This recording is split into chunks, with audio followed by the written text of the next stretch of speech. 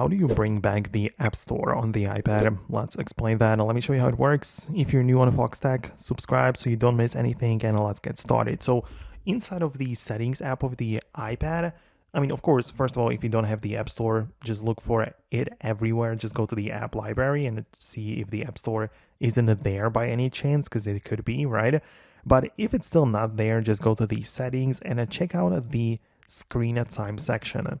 In there, a bunch of different restrictions and limits might be in place.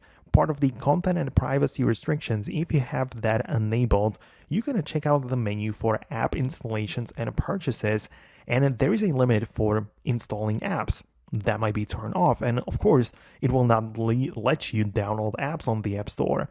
Or even better, the App Store might be disabled entirely.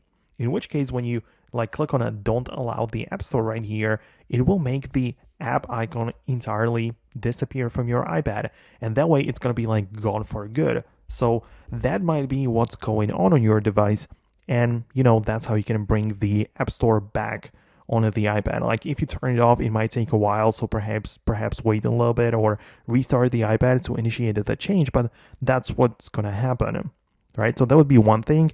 And outside of that, inside your general settings page, you can also check out the VPN and device management, and there you might be signed in to a work or school account. And if that's the case, it's also possible that the App Store is limited, but through the this type of account.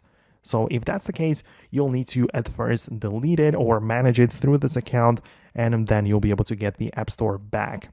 So let me know if you managed to make it work. Thanks a lot for watching, and I'll see you later in the next videos as well.